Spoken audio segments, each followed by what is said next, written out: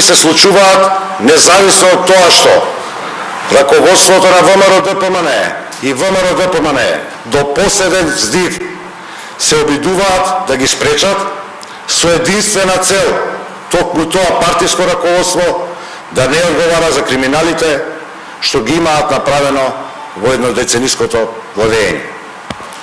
Разрешувањето на Марко Зврлевски го означува почетокот на реформите во судството, кои што ќе донесат правда и правичност за сите. Ова е прв чекор кон создавање на независен и професионален судски систем наспроти селективната правда и монтираните судски процеси што ги инсталираше раководството на ВМРО-ДПМН. Реформите во судството што се предвидени во акцијскиот план 369 ќе обезбедат правосуден систем кој ќе биде еднаков и правичен за сите. Македонија конечно повторно ќе застане во друштвото на демократските земји каде што владеат законите и правото. Нема повеќе сваровски суди. Нема веќе кривични процеси по нарачка. Нема веќе закани, нема веќе сеење страв. Во Македонија започнува да владее правдата. Во Македонија почнува процесот на враќање на правдата и правичноста, но и на одговорноста за секое сторено кривично дело, за секоја сторена неправда, за секоја сторена измама. Правдата е можеби бавна, но во Македонија пристигнува. Благодарам, повелете со прашање. Кој може да биде предлог за замена?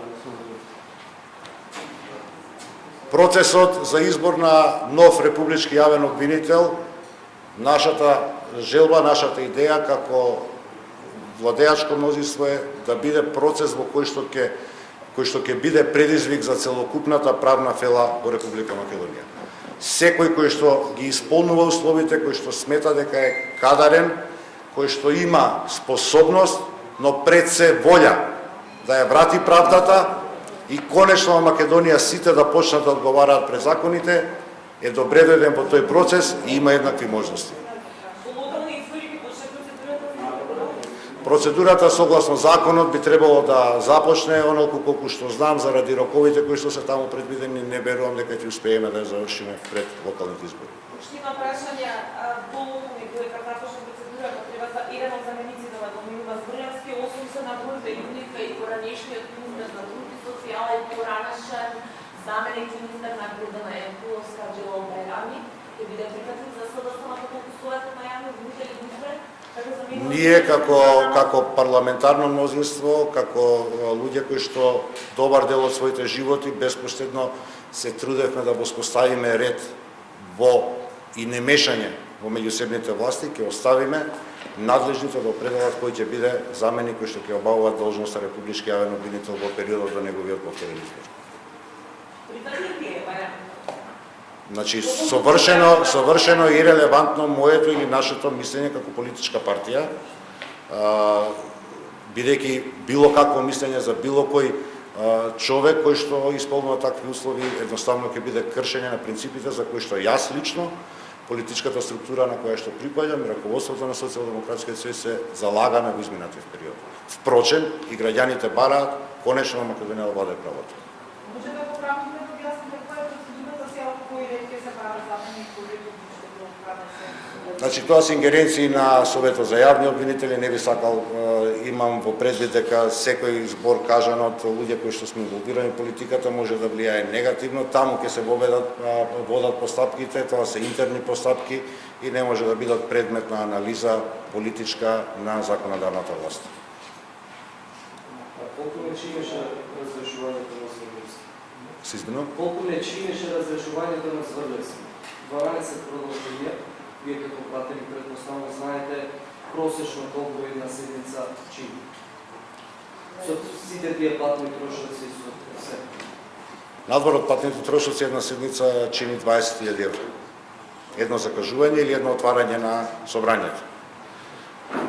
Мене ми е навистина жал, меѓутоа ми е јасно, јас не можам да помогнам на ВМРО-ДПМН дека во желбата да бидат народски кажано купи ден помини, спремни се да ги жртвуваат и народните пари и парите на граѓаните.